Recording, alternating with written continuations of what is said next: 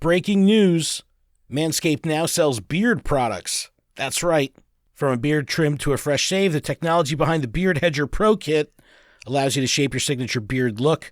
Now you can finally use Manscaped's products to make your drapes match your carpet by going to manscaped.com and using our code BALLCHECK for 20% off and free shipping.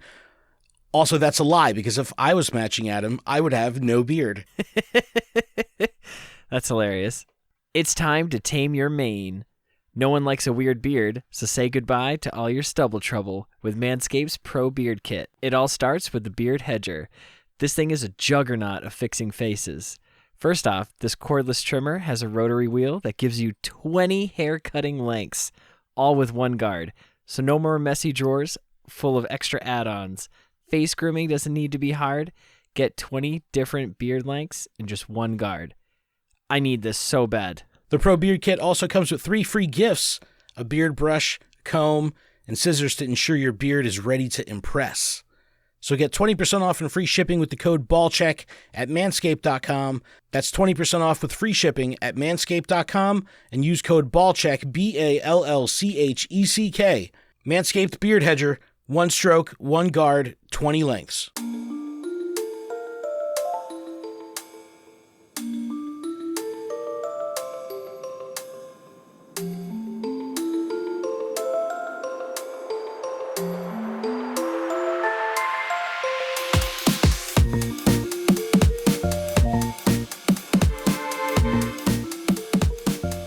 What's going on, Pokemon Go trainers? Welcome to episode 250 of LuredUp, the podcast where we take Pokemon Go way more seriously than we do ourselves. Today's Tuesday, January 17th, 2023. I'm your host, Ken Pescatore, joined by Adam Tuttle. Adam, yo.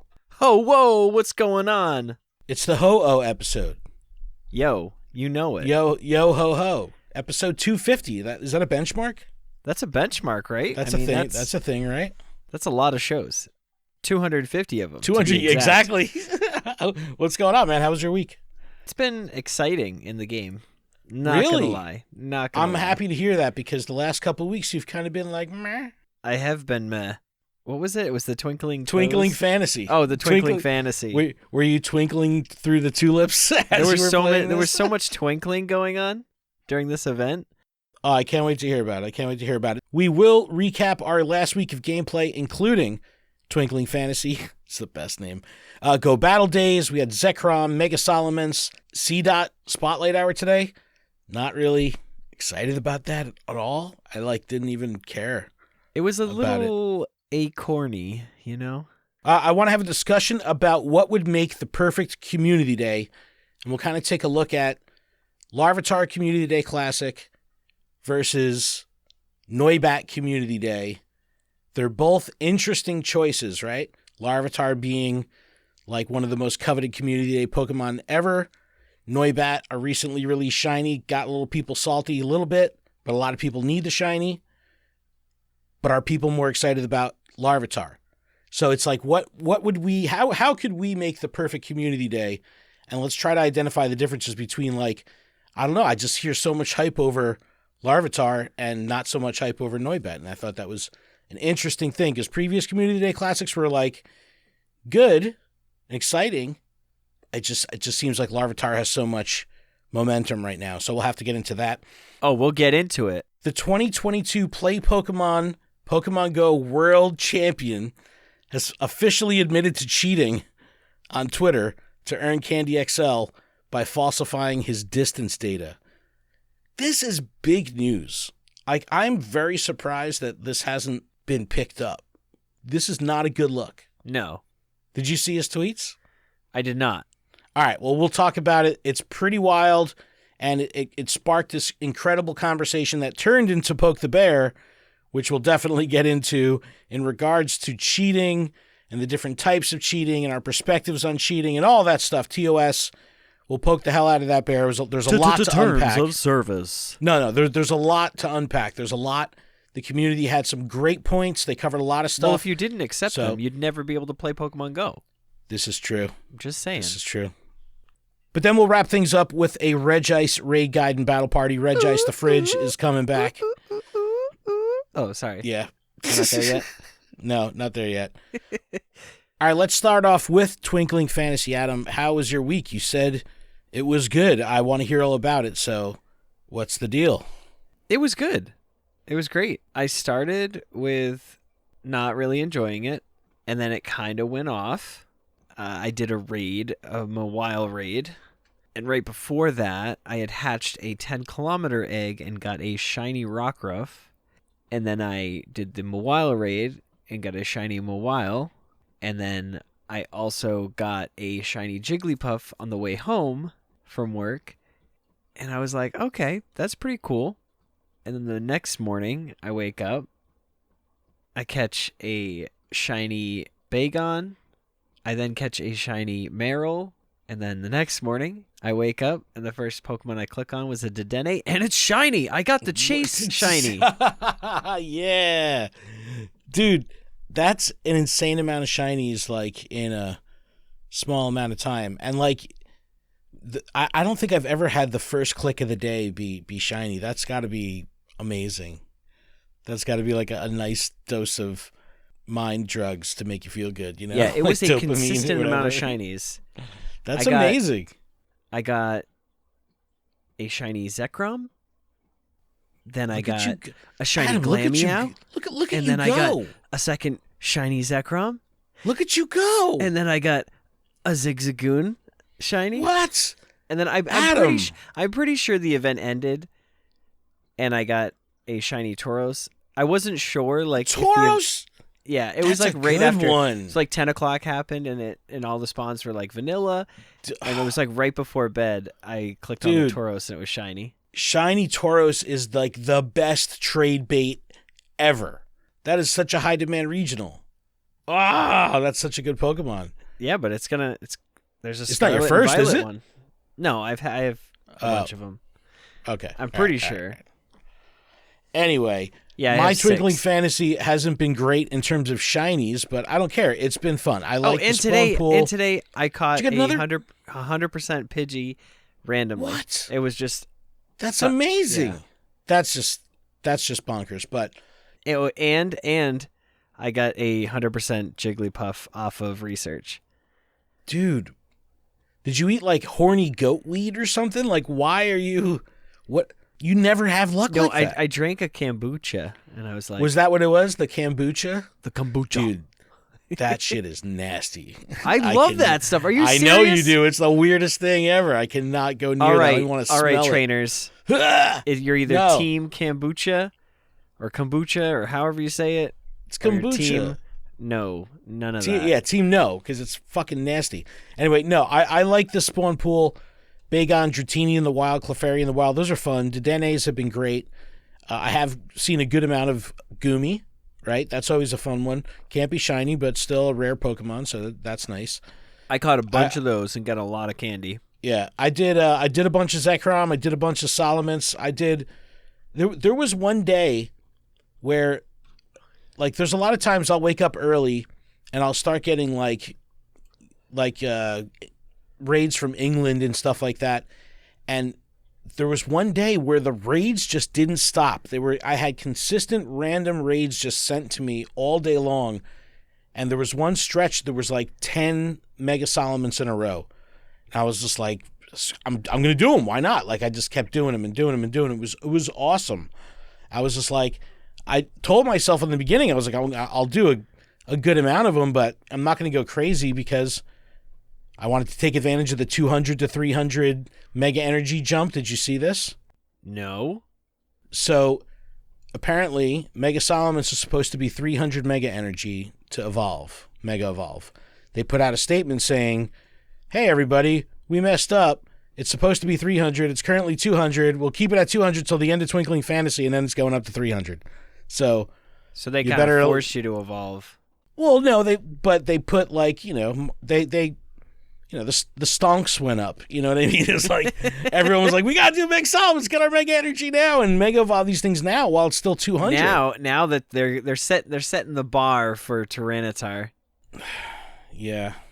Yeah, that's what happened. That's what happened. They're like, you need to rate it at least twice. Yeah, exactly. You can't do it with one. But no, it led to a lot of really good raids. I did not get a shiny. I know we were doing some on the Zoom. I think Hitch got the shiny from the raid. It's exciting to get evolved form shinies. I think that's a cool little chase with these raids. But no, I've enjoyed this event.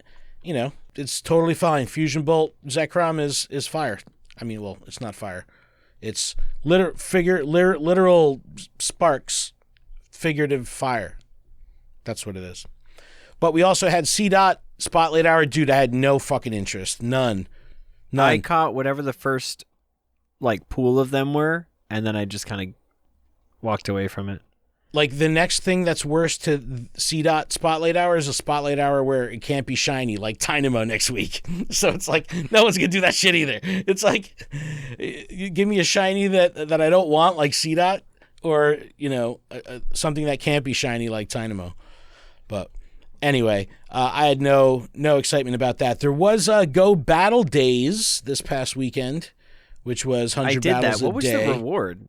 What were like earrings or something? It was Steven's rings. But this was from a rank 20 reward, I think, from one of the previous seasons.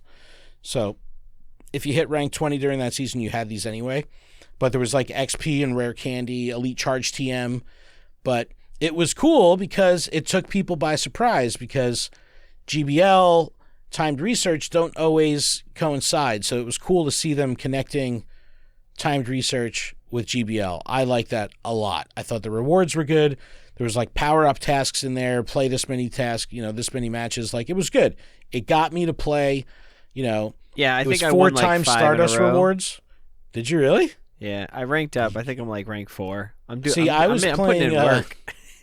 Are you really? You rank 4? Rank 4. I'm putting in work. I was doing Master League. What were you doing? Great League. Were you? Listen, you can't take my Prinplup away from me.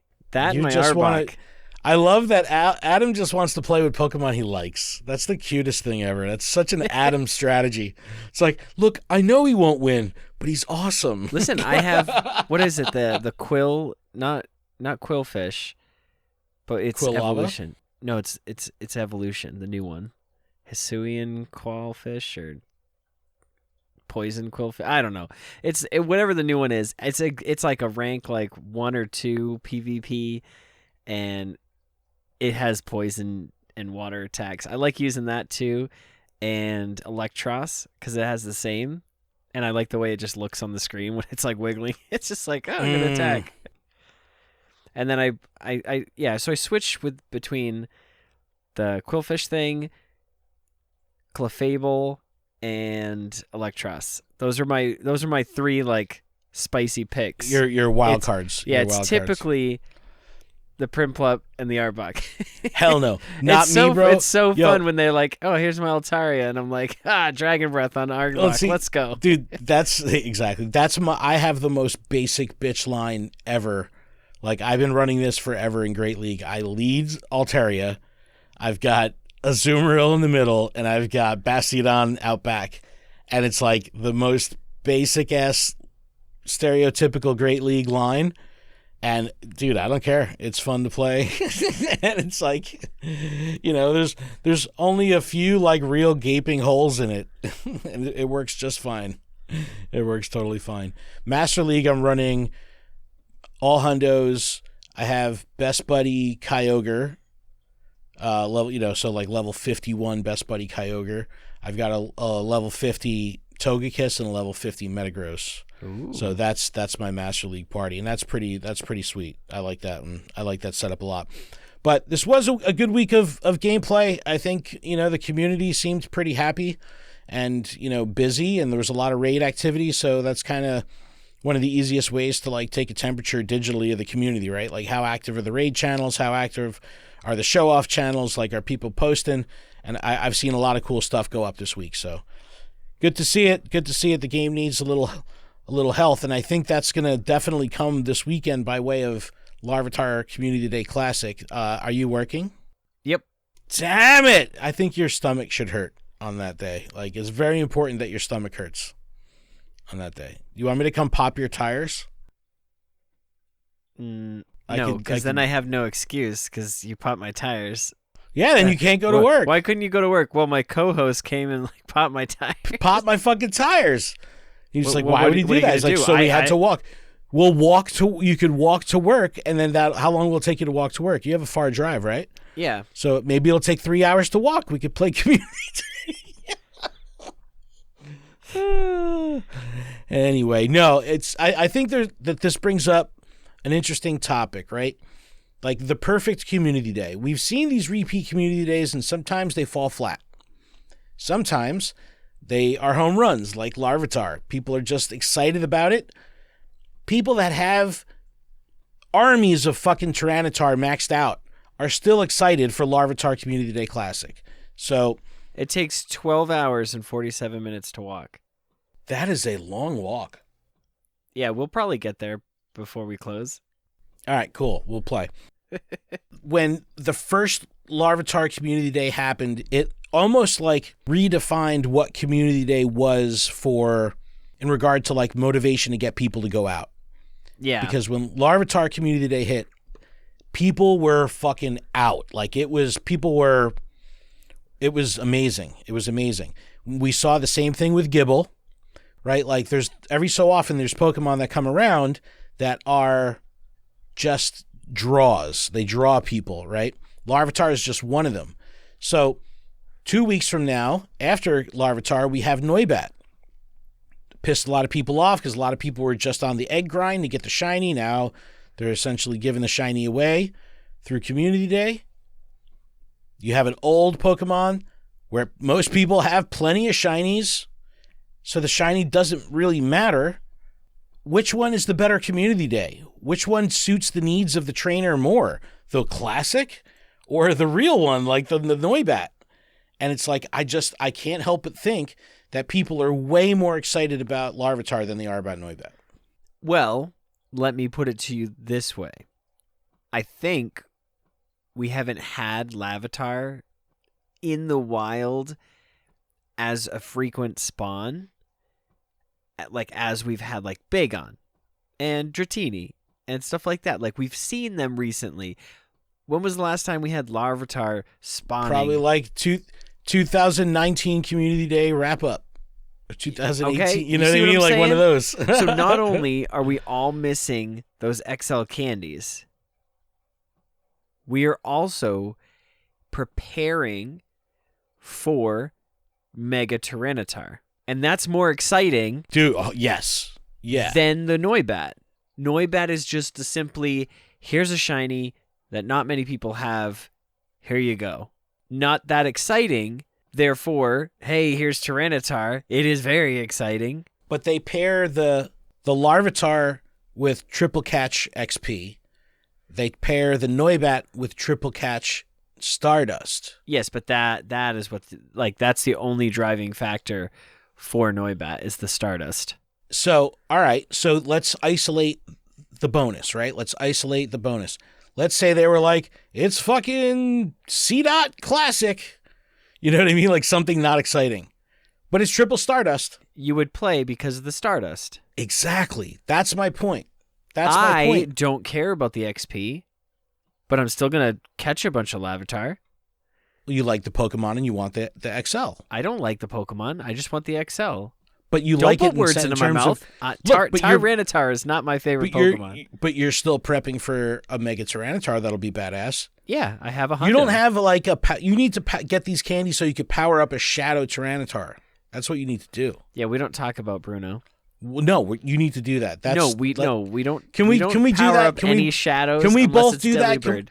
Can we both do that? Can we both do? You can't convince me. All of my Stardust is being spent on all my new hundos. I need you to have a couple 100,000 Stardust. So I have a Mega Glalie I'm working on. I have a Frostlass I'm working on. After Noibat, we'll do it, and we'll max out a Tyranitar, a Shadow Tyranitar. Come on, max out daily. I could power this up once. Dude, Justin just did his Dark Dragonite level 50 maxed Shadow. Fire, that's awesome. We need to do this with Tyranitar. I can't do it. Maybe Why? Delibird is the only like that. I don't even think I've even looked at my Delibird because I have multiple Shadow Delibird. So here, I let's pretend we have bags of Legos in front of us, right? You have to build something, and each one is like the different component of a community day. You have the Pokemon choice, you have the bonus, you've got the functionality of the Pokemon in PvP, and you could have the functionality of the Pokemon as a raid counter until you want the XL to power this thing up to level 50. So all these different things can influence like how good the event is. The Pokemon, the bonus, the benefit I think of the it's Pokemon. the future. I think it's the future hopes. No, the trainers know we will eventually get Mega Tyranitar, and that's why it's appealing. Because in everybody's mind, including mine, we're getting Mega Tyranitar. This has to be the gateway. Like, okay, here's Community Day. Get hyped.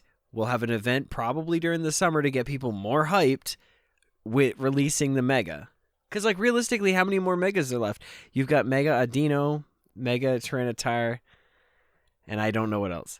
No, there's isn't there 48 or something? I don't know. Look, do you remember when Mega Ampharos could learn Dragon Pulse, right? And people were like, what the hell? And you're like, one day it's going to have a Mega that'll be a Dragon type and you'll want this move, right? People remembered that shit. I agree with you 100%. With Hoenn Tour, people are going to be, they want to take advantage of the Kyogre and the Groudon because the future of always having the primal form. You know what I mean? Like, there's all this stuff that you plan ahead for sure. But, like, playing the event, what matters most to you? So there's never been an event where there was, like, quarter hatch distance and I was like, yo, I got to play this event. This bonus is fucking amazing. But for me, I'll go after like triple XP and I don't need it, but I just want it. So like that's very like enticing to me. So I don't know.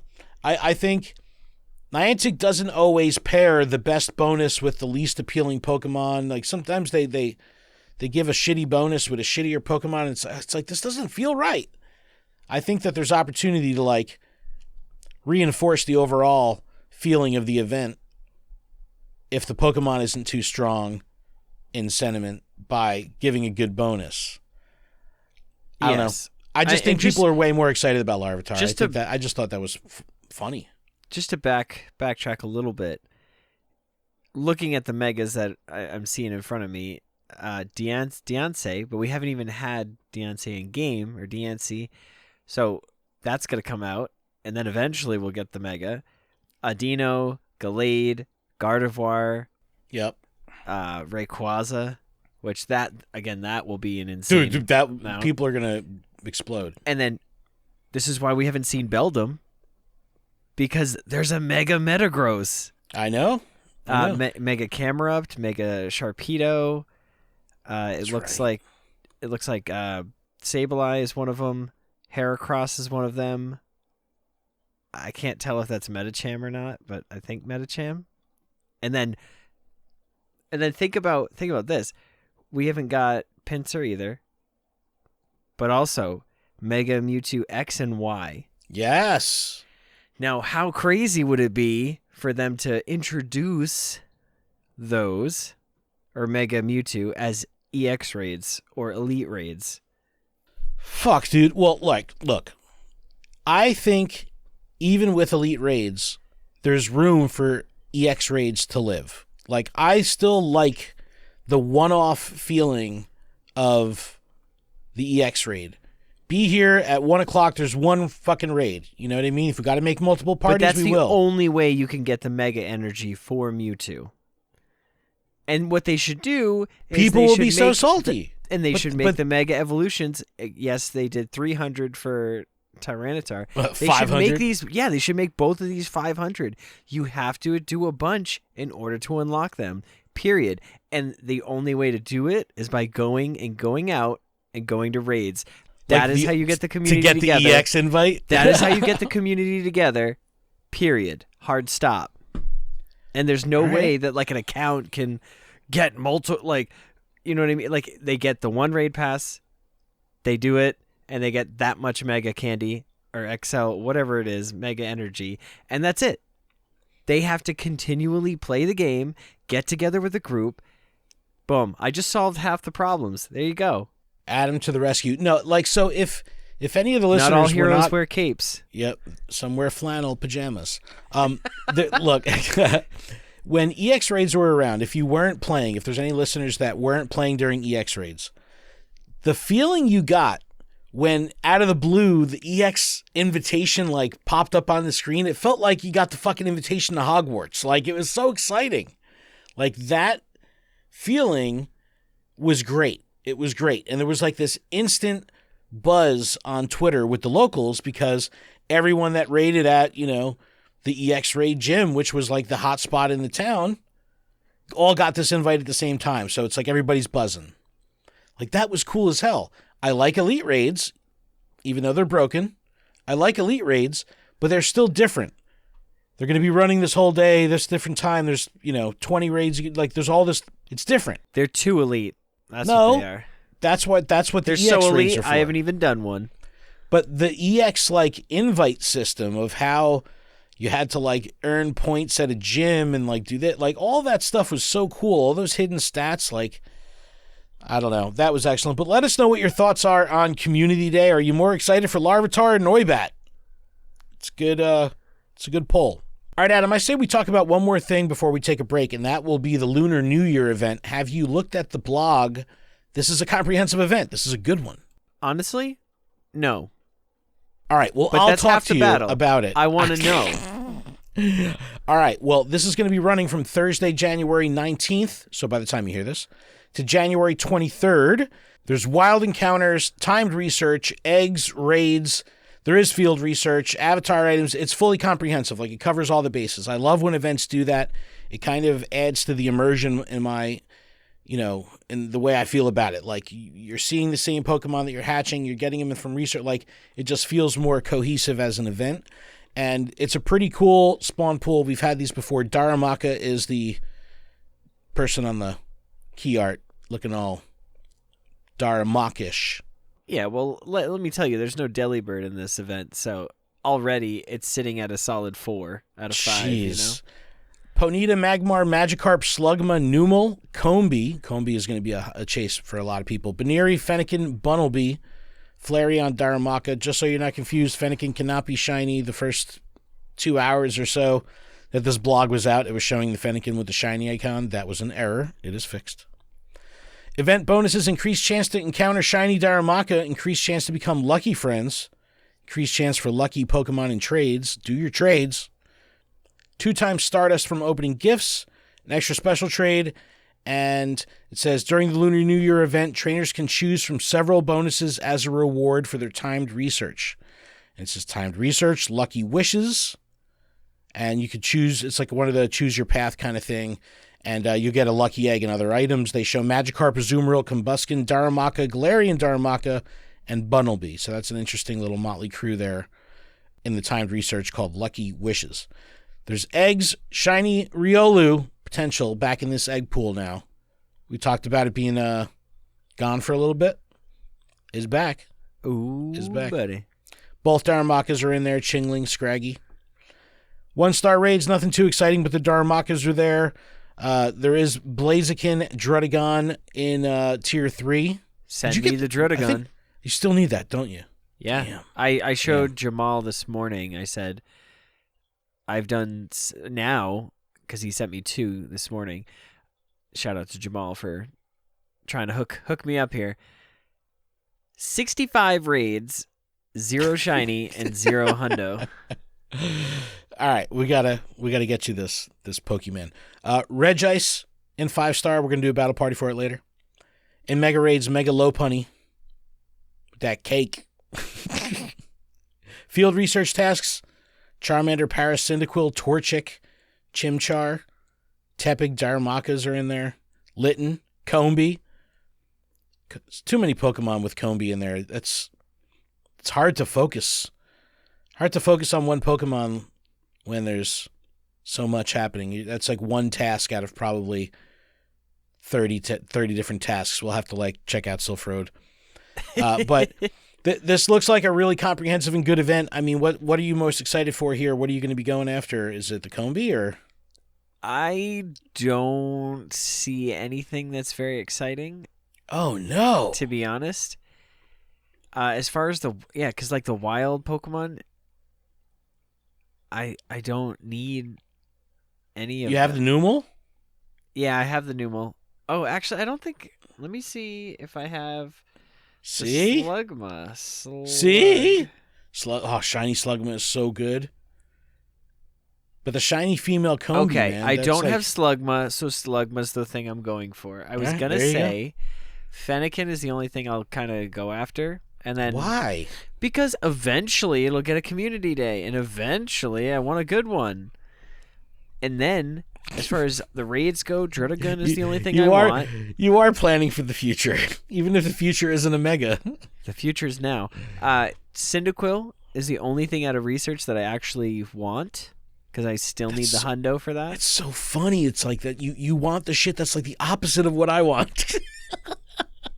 Listen, I'm only after 3 Pokemon this event. Druddigon, Cyndaquil, and the Slugma.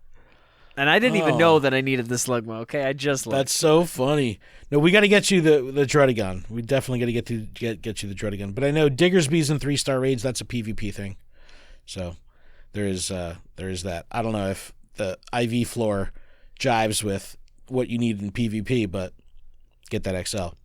That's a pretty in and out event. It's only a couple days, 19th through the 23rd. So it'll be gone before you know it. Take advantage of it if you want to. Adam, I think we should take a break. Let's take a break.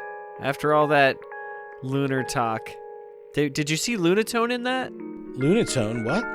We'll talk about poking the bear. We'll talk about what all the madness that's happened over the last week, our Twitter space. There's a lot going on, a lot to talk about, a lot to unpack. We'll be back right after this.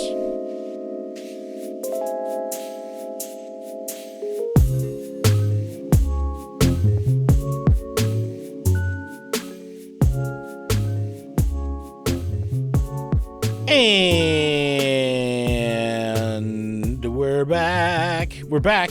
Oh, we're back? Shoot. Hi, Adam. Let me just get myself composed and organized here. All right. Yeah, battle party, right? Is that where we're thinking? No, we not got some yet. housekeeping, right? We have to do some housekeeping before we do anything else. Give me a break here. No, let's get through this before the ass of the show. This podcast is powered by Patreon, and you can check ours out over at patreon.com/PokemonProfessor. And you can support this show for as little as $1 a month. That $1 will get you access to our Patreon exclusive Discord, which is a fantastic place filled with fantastic people.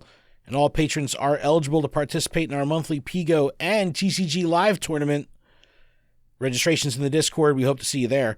Adam, are you excited to use TCG Live for this tournament? I think It's just fear. People are fearful. There's a bunch of events that are still with TCGO, and it's it's the future. It's where the game is headed. It's what man. Everybody's just ignoring the fact that they're going to shut it down at some point. And if you haven't migrated, you're going to be screwed. Yeah. And there are going to be so many angry people when they're like, "Oh, well, I thought I could play it in tournaments for just because I'm part of a group online that I can play this tournament for months doesn't mean, I need to merge yet." And then they don't merge, or they forget to, and all of a sudden they're on server Beat shuts Street. down. Exactly. Huge thanks to our gym leader patrons, absolutely Ryan, Austin Zard, The Cole, Sue, Big Zom Minus, Halda Counselor, Grant, DJ Wonderbread, Mythical Hits, Jamal and Tish. Special thanks to our executive producer, Paul Bhatt. And make sure you check out PokemonProfessor.com for links to everywhere you can connect with us, grab some merch, leave us a review. We got a new, nice, fancy homepage image of all of our beautiful hosts from the network, so check that out at PokemonProfessor.com. All right, Adam, let's talk Poking the Bear. And I guess I could even start with the way this started was interesting. So I'll start there, and I'll get into how it morphed into Poke the Bear. So Rob Dancing, otherwise known as Dancing Rob, he's the Play Pokemon Pigo World Champ, won in the 2022 finals, right? So his name obviously was in lights because of the championship. He won the championship. Big deal. It's a big deal. It's a very big deal.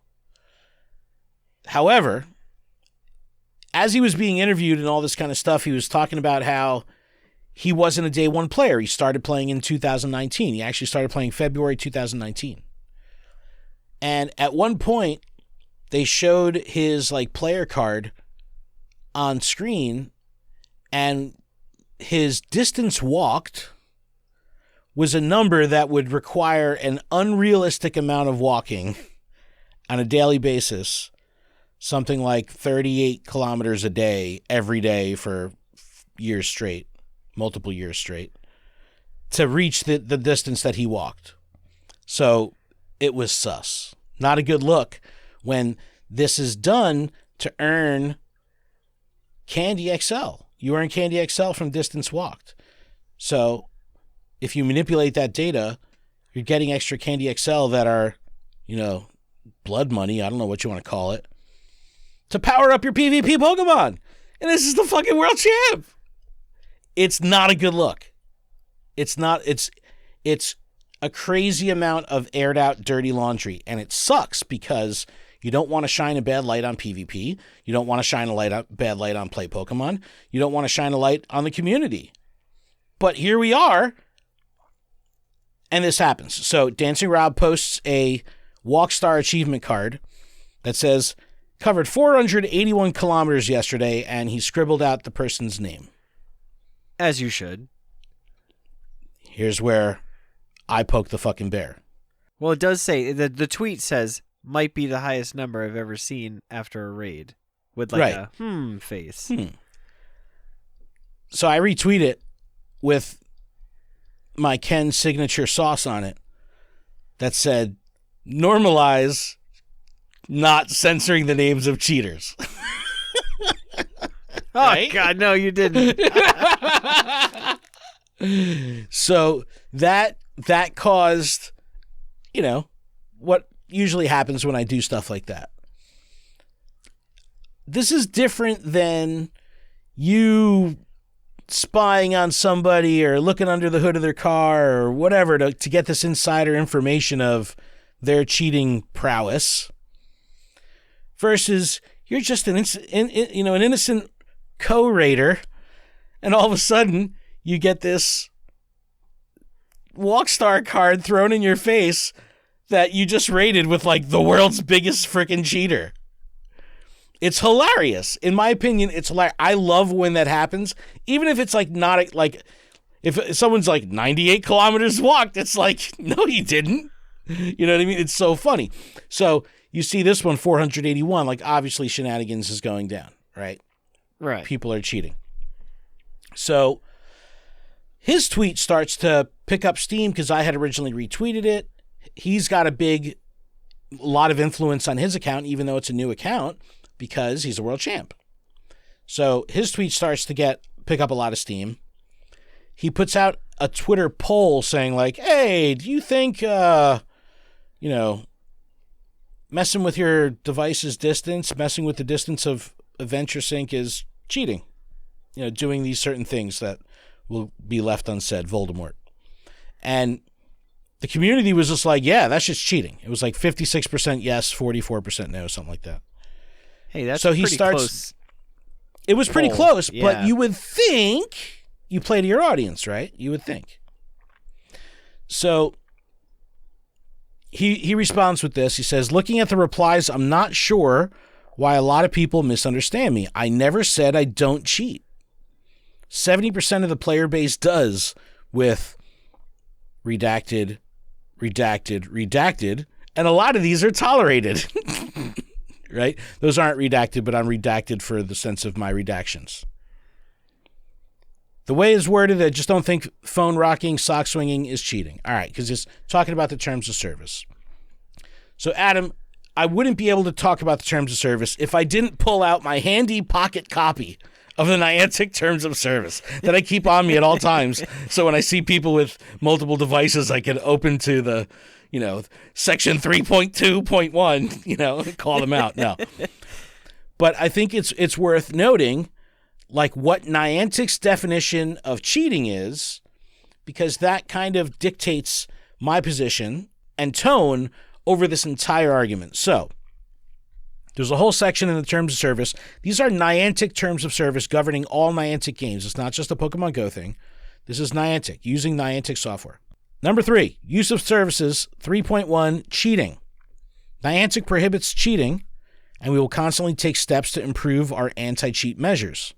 Cheating includes any action that attempts to or actually alters or interferes with the normal behavior or rules of a service. Cheating includes, but is not limited to, any of the following behavior on your own behalf or behalf of others, and it lists a couple other things: spoofing, selling accounts, account sharing, multiple accounts, like shit that's common and prevalent, but not limited to. So yeah, some certain technique to falsify your distance walked may not be listed in the bullets of the TOS, but it's not limited to those bullets. And in fact, I think the way that they explain it, the language that they use, it includes any, and this is again quoting it, includes any action that attempts to or actually alters or interferes with the normal behavior of the rules of service. Rules of service being Adventure Sync, it operates normally when you're not manipulating it, right? Right, like going in and out of doing your thing. Wi-Fi, cellular service. Whatever. Walking. Normal use of the tool. So if you go in there and start, moving some stuff around digitally, or whatever, by whatever means, you're cheating because you're clearly altering or interfering with normal behavior of the service. So for me, any defense of a certain type of thing when it comes to like some of these methods, it's a moot point in my opinion. But tangentially, so many great conversations can come of the greater conversation that I bring up in Poke the Bear. So anyway, getting back to Rob Dancing's response, he says, the way it's worded, I just don't think it's rocking, blah, blah, blah. A lot of these are tolerated. So I responded. I said, tolerated might be the wrong word. It's mostly an unspoken thing that people turn a blind eye to. When these topics come to the surface is typically when you see their divisive nature. Kudos to you for being transparent about cheating, but it does devalue your achievements. Called him out, bro. Because you can't be the world champ, can't be Barry Bonds and have a home run record and be like, yo, I'm on steroids the whole time. He cheated. Yeah, I guess that's fair. And he admits to cheating. Now, here's where the kind of the intangible thing comes of it, and we'll talk about it as we get to the end of it. But he continues to go on Twitter. He says the best he ever hit was 180 kilometers in a day. So he's just, again, like, he's not being shy about it. I guess good for him, right? Own it, right? Mythical Hitch from our community actually asked him, care to post a screenshot with your kilometers walked and your start date, then break down how many kilometers you walked per day. And he went right in, responded to Mythical Hitch, gave the numbers, 38 kilometers a day. There was even a summer where I guess he ramped it up, so he said his ratio was higher. It's just not a good look. It's just, this is clear as day. You're admitting that you cheated. We'll get back to how that has implications on the World Championship, in my opinion, in a minute. So I go onto Twitter to Poke the Bear, and this is what I say. I say, topic, cheating in Pokemon Go. I say, let's cover how softwares, multi-accounting, spoofing, auto-catchers, scanners, how they disrupt the integrity of PvP and PvE. If it doesn't impact you directly, should you look the other way? And this was one of my favorite Poke the Bears ever, because everyone approached this pretty level-headed, and people got into great conversations that like branched off tweets. There was like responses in the thread that those responses would go on to have 10, 15, 20 threads, 20 tweets attached to. Like, there was great long dialogue. This was probably the best topic we've ever done that created the most civil dialogue on a very divisive topic than we've ever done. So it was a win in my opinion. Yeah, normally I see a lot of tweets that are basically attacking you for being like, why would you say that? Spicy. Spicy. Yeah, sometimes they could get a little spicy. This was like a mild spice. People could handle it. So let's work through some of the responses. But normally when we do a Poke the Bear, we'll just like barrage through, like we'll just steamroll through all these responses over and over and over. I think some of these bring up such good points, and I curated a bunch of really good ones that we'll kind of read each response and then talk about it a little bit. I think that's the best way to do it. Let's Poke the Bear. All right, so Alex Roddick says, I'm open for someone to disagree, but I don't think you can consider auto catchers, and he names a couple of them, to be cheating when the devices made by Nintendo were built into Pokemon Go itself. All right, hard stop. It's a very much larger misconception than I thought, where people think that the Pokeball Plus has an auto catch feature. The Pokeball Plus being so hard to get and such a limited amount of people have actually used it, people don't know how it works. Because a lot of people thought that these third-party peripherals behave the same way as the Pokeball Plus. And I saw it throughout this entire thread. People being like, oh, they use the Pokeball Plus. Well, it's like, yeah, the Pokeball Plus is official. Yeah, but it does the same thing. It's like, no. So I thought this was an interesting response. Alex, thank you for writing in. Because it goes to show that there's a lot of opportunity to kind of educate here.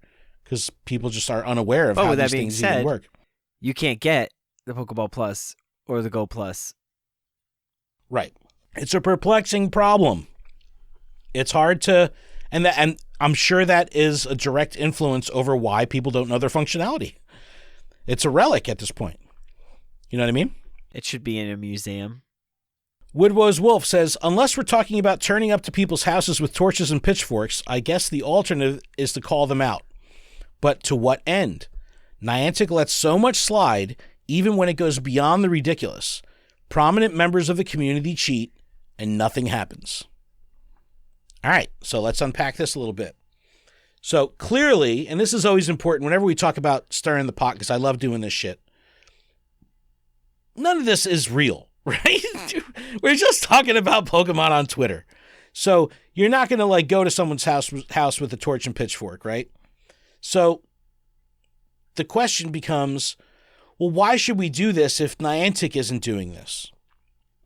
If Niantic clearly thinks this is okay because they're not taking action, even when it's the most prominent PvP player in the world, why should we care? It's a very valid point. It's a very valid point. Well, I think it's because where Niantic is a separate company and Pokemon is a separate company and it's using Pokemon's IP, I think there's a little bit of gray area in the middle. And so of like who would manage that, you mean? Right. So I think it's up to Pokemon to ultimately decide what the correct move is. It's not necessarily Niantic. Right, but there's actions Niantic can take against cheaters. Yes. They're a 3 strike rule, right? And this might be strike, 1, 2, 3. Yeah, done. It's not, dude. He's holding the flag, waving the flag on Twitter, going, I cheat. Look, look at me. It's like, come on. Nothing's happening. Nothing's happening. It's like Jurassic Park. It's like, see, no one cares. It's just how it is. Ditto Kid, I personally think it ruins the purpose of playing and nullifies your achievements. Don't really mind that people do it, just hate when it disrupts free-to-play or normal players' gameplay. All right. This is the most important point, in my opinion, because this sentiment of does it affect me or not is the direct crossroads of the way people think about this. I don't care that you have 5 accounts. Thanks for the help in the raid. But the second you block my gym, it's a problem. These spoofers suck. Oh, it's so great. We got 20 people in this lobby. But as soon as the spoofers take the gym and make your life hell, stop, down with spoofers. Brr. Good on the left hand, bad on the right hand. As long as it doesn't hurt you. So which hand is right? There, my friend, is the real interesting question of where the line is. That's kind of what I brought up on the Twitter space. Was like, well, where's the line of acceptability? Is it that some cheating is okay and some isn't? Because in terms of Niantic's, the terms of service, all that crap is lumped under the same thing. So it's like, clearly one might be stronger than the other.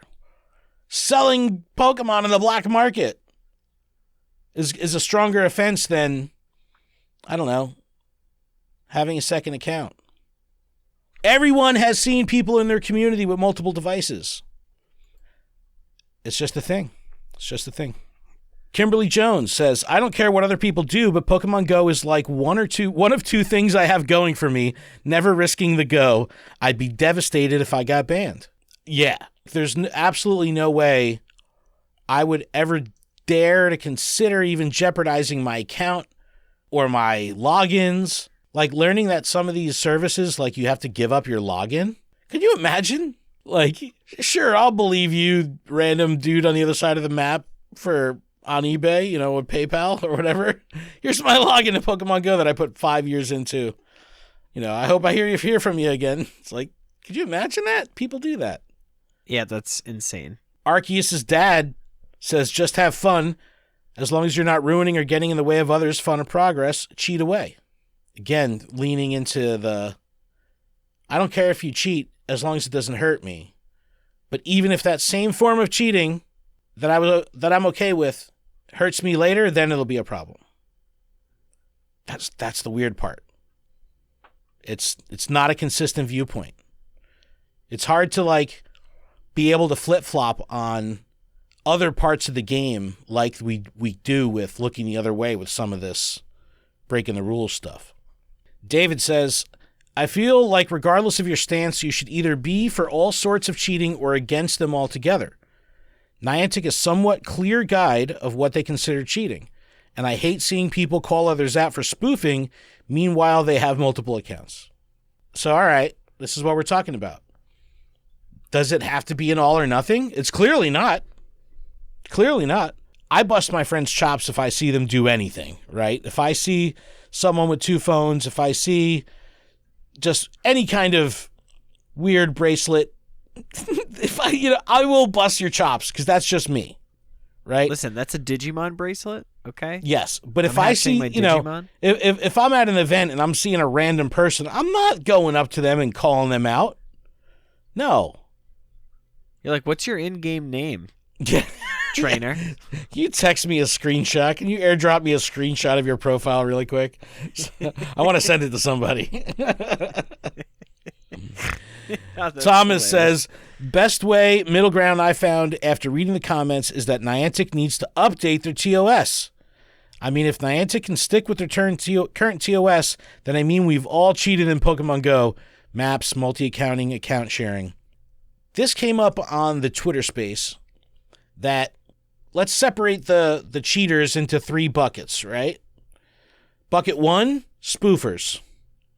Bucket 2, malicious assholes.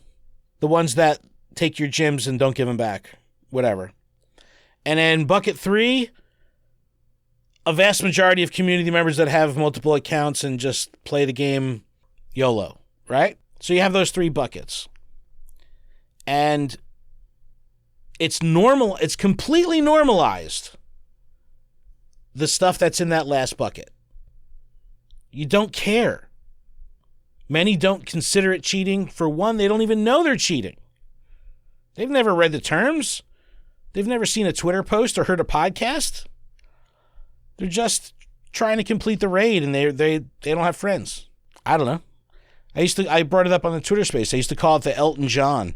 You see people with so many phones laid out there, look like they were playing a piano, like Elton John. They're raiding, tapping on 10 phones. That old dude from Taiwan with the big fan of phones in front of the bike, right? Yep.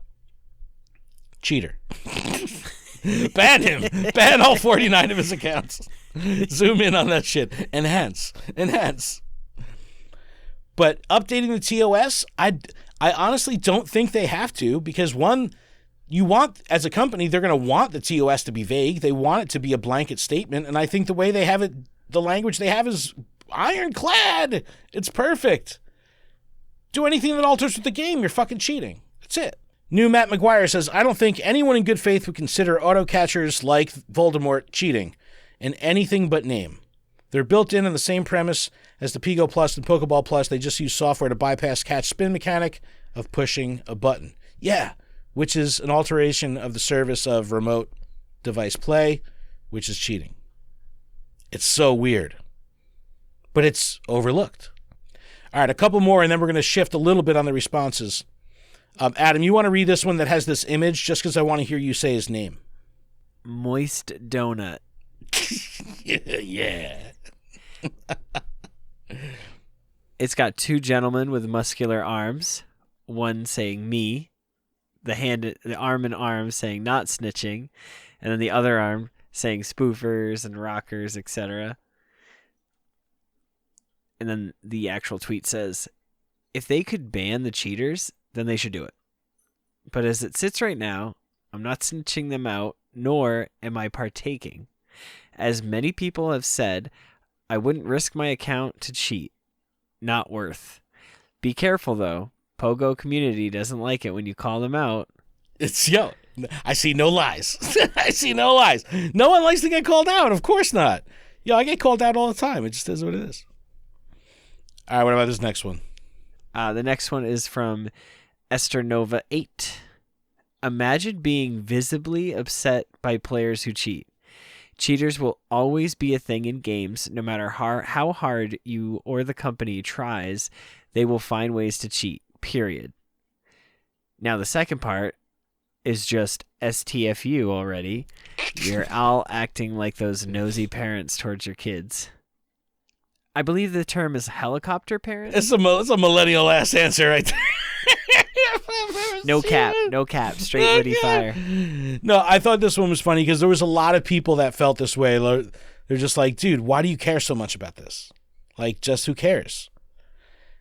I mean, I've been directly affected by cheating with people, packing gyms and stuff like that. But even in the grand scheme of things, it still affects me. So I had also threw out some other pokes during the conversation to get some different opinions. And I kind of talked about Niantic's enforcement, right? We had someone bring up that if it's not spoofing, Niantic doesn't care. The anti-cheat systems that Niantic has recently talked about, improving, we saw ban waves, mainly to the spoofing community. But those same bans could apply to other parts of cheating. Which is why, if you do any of this stuff, you're subject to the punishment. So I got a couple comments here, Adam, if you want to run through these these kind of have to do a little bit more with Niantic's enforcement of the cheating itself.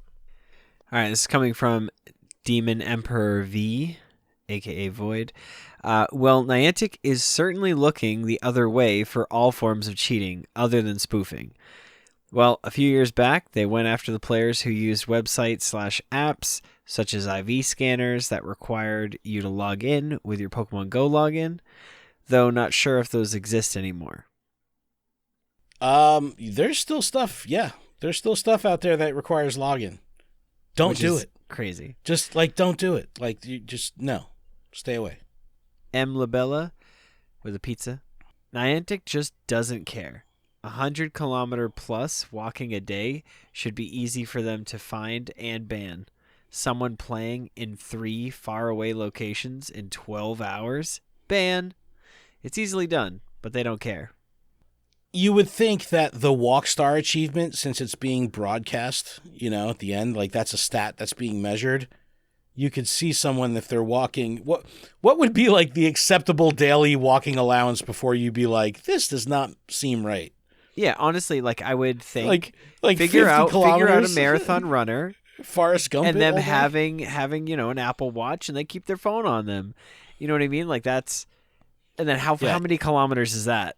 I don't think you're keeping pace with a marathon runner. No. I'm just saying. But you would think that would be easy to detect because they're already tracking it. That's the point. Yes, yeah. All right, next one comes from Sableye says, if Niantic tweaked some aspects of the game and also actually listened and acknowledged community feedback, people wouldn't cheat. They built the game off FOMO, so hence people cheat. All right. Interesting angle here, right?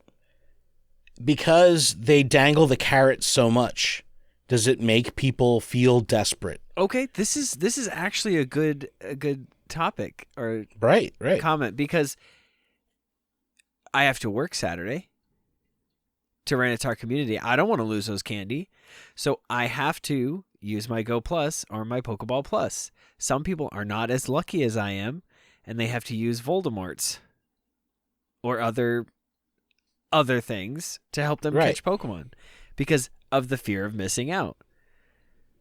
But there's no officially licensed stuff coming out, so they're forced to buy this other product. See, forced is an interesting word. They're not forced. But the fear of missing out.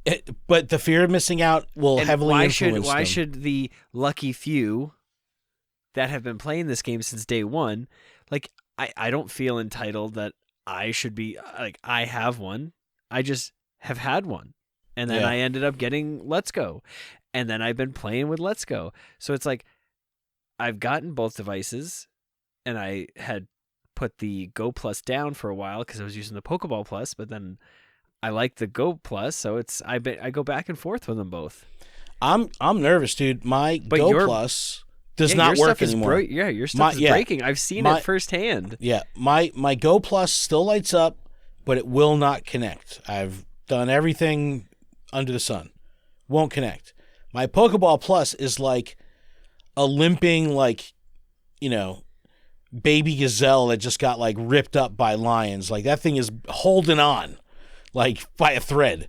Like, it makes weird death rattle sounds all the time. Like, it's not long for the tooth. But it's an interesting topic. A lot of different perspectives. Let's keep it going on Twitter. But as we wrap up this topic, Dancing Rob, I want to go back to him.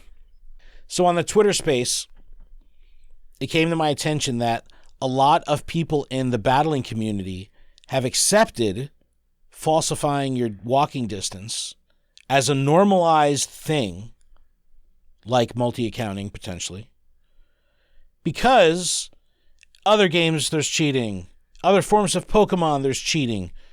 People use hacked or created Pokemon in the VGC. I don't know. Whatever the case may be. It pains me that this could be normalized. So when I saw Dancing Rob like tooting his own horn about doing it, I was like, dude, this is a bad look. So we have this whole conversation for the week. I communicate with him.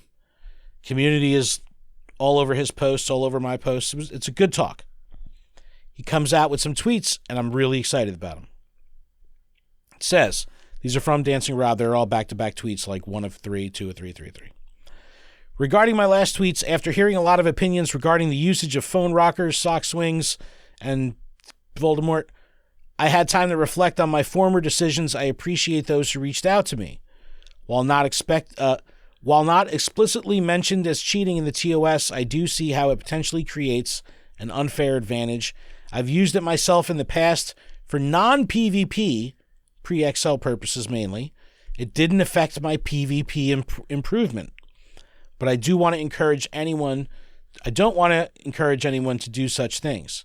Now I will try to be a better role model in this community and use my influence, and herewith also forego any sort of walking distance manipulation. Consequently, I will also stop using any Pokemon in GBL that benefited from my prior Voldemort usage. Okay. Dancing Rob, be healed. But there's a lot to unpack here. What he's saying here is, yeah, I cheated, but don't worry. When I won the World Championship, I didn't cheat on those Pokemon. Do you buy that? Should we buy that? I don't buy that, dude. You're getting Stardust from hatching eggs. Yeah, I was going to say, you're gaining an unfair advantage by gaining a ton of Stardust. by getting a bunch of walking distance. You're hatching eggs constantly.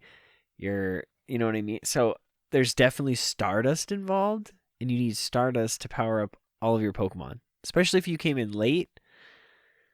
Yeah. Like, I don't think that him's just saying, I only cheated over here and not over there. Like, I don't think that's enough to heal all wounds. Well, look, if he's not going to do it, he wants to use his influence for good. Personally, he's on this vision quest here, whatever's going on. Great. But let's talk about the World Championships. He was cheating during that time. He's just saying that he didn't cheat on those Pokemon. I don't know, man. It sucks. It sucks. But it's a huge story. It's a huge story. This was I don't want it. As much as I don't want it talked about, it has to be talked about. Does that make sense? Yeah, it's kind of like the winner at, a TCG event being like, I had some mark cards. Yeah. But I didn't know that, I wasn't. I didn't know they were marked. I didn't know they were marked. I just threw some dirt on several, the ones that I needed. There was some dirt on those. Dude, I don't know. On the Twitter space, the replay is on. Don't worry, I changed my sleeves. Twitter. It shouldn't happen again. I switched to Dragon Shield.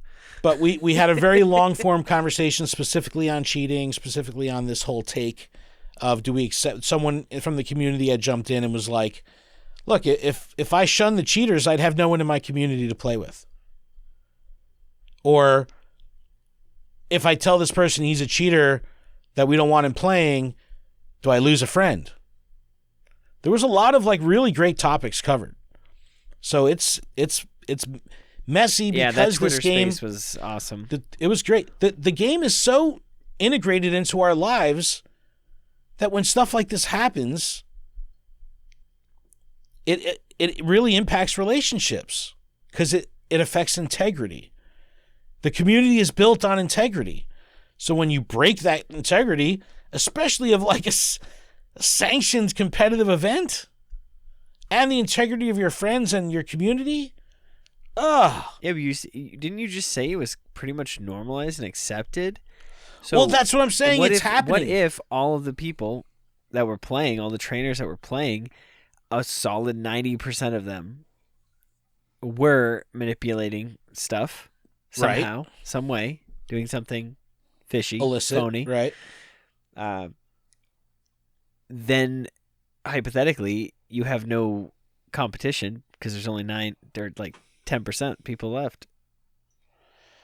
Is that where the game, that's just, I don't know, such a man. Hard question. It's such a hard, there's no right, there's no clear answer. Yeah. And the Twitter space took a really interesting left turn at the end where it became us slowly coming to the realization of Niantic's not going to do anything about this. This stuff is too intangible. Did it really happen? Is that really a multi-account? Spoofing is all right, well, we could tell you're over here and then you're over here. So what does that mean? It means that if we want to have an impact on repairing the loss of integrity that this has caused, what do we have to do? And that's when I came up with it's really the community leaders having to take the power back and creating fresh communities that have a moral compass, that don't put scanners in their Discord, that don't, talk about manipulating distance like it's water under the bridge. There's so many new players right now, level 20s, level 30s I'm seeing in gyms. Does that mean we're going to get a Pokemon Professor Network Discord version 2.0? No. Because we don't have a bunch of cheaters in that Discord. But how do you know? Well, that's what I'm saying. It doesn't have to be at a detriment to existing communities. It's just, I think that there's new people out there that are oblivious to everything because they don't go on Twitter. They don't go on Reddit. They don't listen to podcasts. They just play the game. They're just gamers. Like we were in 2016, the people that didn't know Pokemon at all, but were trying it out. and they had that initial game excitement. There's people doing that right now. There's people in our campfire that are like, hi, I'm level 12. I'm like, what? It's amazing. This game, if this game is going to have prolonged health, it is up to the new trainers, the new players. So it's up to the community leaders to kind of gather them just like they did in 2016 and say, hey, we can help you make your gameplay better by making it social, by giving you a group, by giving you a support system that isn't rooted in bullshit and some of these old practices that people might be like, can't teach an old dog new tricks. I don't know. I think we could do something. I think we just can't watch it happen. I don't want to watch the PvP community become one that's just like, oh yeah, this is fine. Everybody's doing it. Like, I just hate that apathetic response. Yeah, and then it becomes, what do the announcers say? Are the announcers just like, wow, I just watched this match and I know for a fact that this person does this.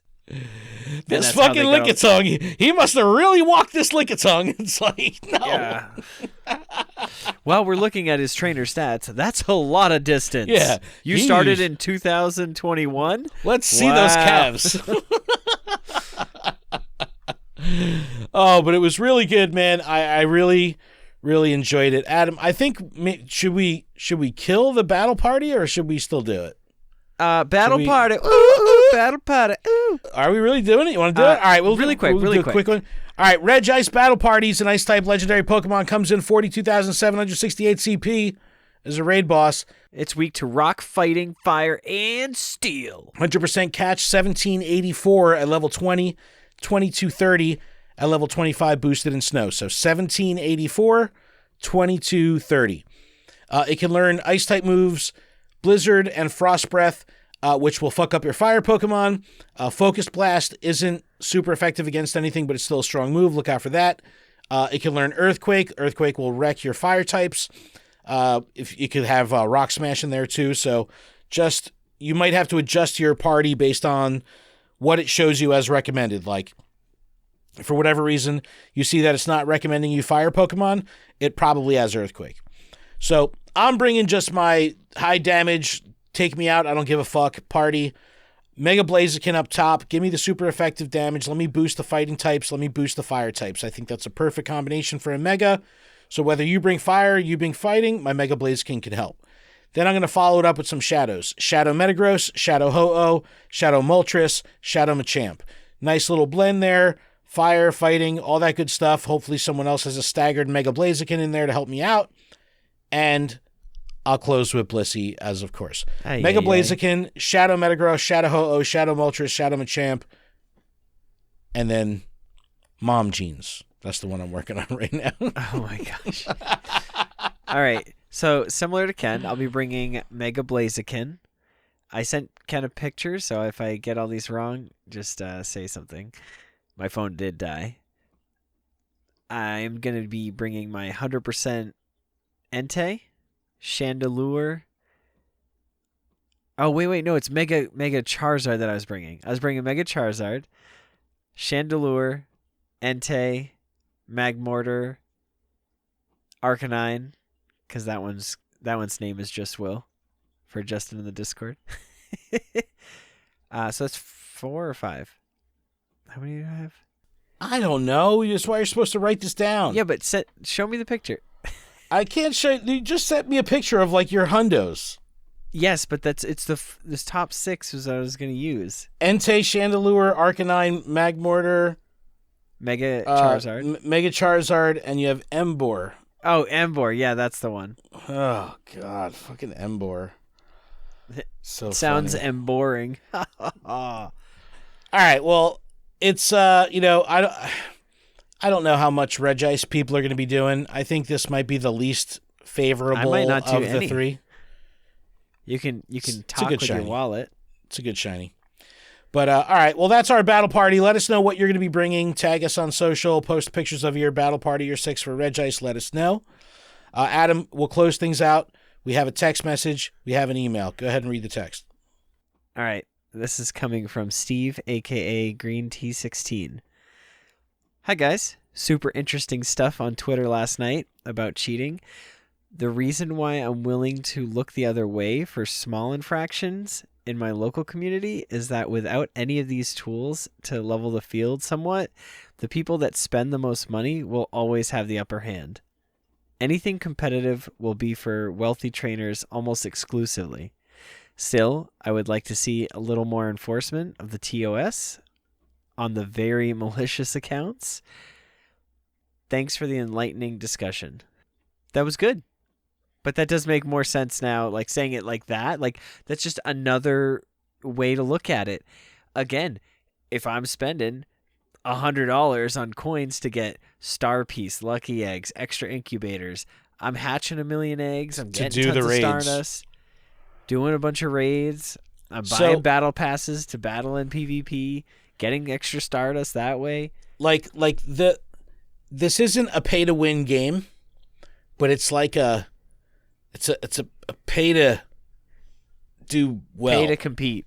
You know what I mean? Like, not pay to play, pay to compete. Yeah, it sucks.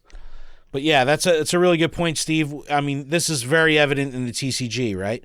The person that's going to be able to buy the deck right away and just say, like, yeah, give me all of these like cards that just came out that are very overpriced, and yeah, let me just have them for my deck. Yeah, Thank and you the very tournaments much. tomorrow. Like, yeah, yeah, I instantly have a full deck of full arts and all that good stuff. Yeah, just because they dropped $200. All right, next is an email. This came from Brightest Day. It says, hey, Ken and Adam, I'm a day one player. I'm also a cheater. I was spoofing on my main account for maybe 2 months in 2019. I got the warning from Niantic. I ignored it. I got the 1 month ban hammer after the second notification, and I've learned my lesson. I'm reformed. Is there ever any redemption for me? I've since gone on to grind and work hard for all Pokemon on my account. Does the little Stardust I earn and few eggs and Pokemon I gather during those 2 months sully my otherwise clean record? Can I ever come out of hiding? I'll never tell a soul in person. All right, so to be fair, like, that's one of those things where all of those scanners, all those things that were in the Discords that I was like, why are people getting all these things? And then they would respond and say, hey, there's a hundo here. And then I would go to that area and grab one. But because they were in another Discord. No. I didn't mean it. This is what I'm trying to say is, like, I didn't know better because I didn't know this was going on until yeah, but that's secondhand cheating. I'm just We've saying, talked about this. It's a transfer of liability. Yes, I know. You're not at fault. I understand. This guy was that. actually spoofing, though. Okay, well then, yeah, that's. Well, that's what I mean. So he's saying, like, look, I earned some extra Stardust when I did my spoofing, escapades. But you could also spoof to get every single hundo all over the world. Right. So, is there a place for these people in the community now? It's like, yeah, I think so. But in my opinion, you shouldn't play on the same account. That's just the way I look at it. If you had a dirty account, unless you like fucking wipe the account, right? Actually, no, because your stats are going to be screwed. You have to have a fresh account. I don't know. Honestly, you got to ditch the bad account. It's a dirty account. I think what would be super cool, again, with the whole prestige thing, then it's like, okay. They give you a cape that says I was a cheater. You have to wear it on your avatar. I don't know, but something similar to that. Like, what if everybody, I mean, it doesn't have to be, I mean, obviously not everybody will do it, but if we could get enough people to just say, like, you know what, we're going to start from scratch and just see where we can go from here and just kind of create like a whole new wave of people starting and just. Yeah, but we could do that without us having to do it. I'm not losing my account. But I'm not multi-counting. Is it count as multi-accounting if you trash your first account? You still only have one account. You just had two successive accounts. You know what I mean? Yeah. Like, you see Mystic 7's multi-accounting. Sorry, Mystic. He's like, hey, I started another account, like a whole YouTube series. It's like, oh, we're doing this now? Oh, no. I was like, okay, all right, that's spicy. But yeah, like, I think we talked about this once before a couple of years ago of like a post spoofing account. It's like, don't play on that account. Don't play on that account. That's the rule. You want to come back, you need to be clean from the beginning. Destroy that account. Burn it in front of me. Smash your phone. It's not on the actual phone itself. I know. All right. No, dude, thank you for writing in. That was a great email. I would welcome you back, even if you were transparent about the scenario. I just think that the cornerstone to that is don't play on that account, which probably is a non-negotiable for a lot of people, even if they're reformed cheaters, because they're like, well, look, I've got 6 years into this account. This dude was a day one player. He's not giving up that account. I don't know. In my opinion, I think that's the way back. That's your penance. Delete that shit. Let me see it. Call me in 30 days when we could really delete it. Just transfer everything to Pokemon Home. No, cheater. But Adam, that's a show, man. That was a good one. That is a show. That's a good little one. long, it's a great one. Sorry. But this was a really good conversation. I urge everyone to check out the Twitter Space Playback. That's on our Twitter pinned to the profile right now. It was a fantastic talk, albeit long. But let's keep that conversation going on Twitter. Just look for the Poke the Bear and let us know your thoughts. Leave us a text. Leave us a voicemail. 732-835-8639. You can email us, LuredUp@PokemonProfessor.com. Adam, I think that might be it. Is that it? I think that's it. All right. Keep training, trainers. Thank you so much. We'll see you next week.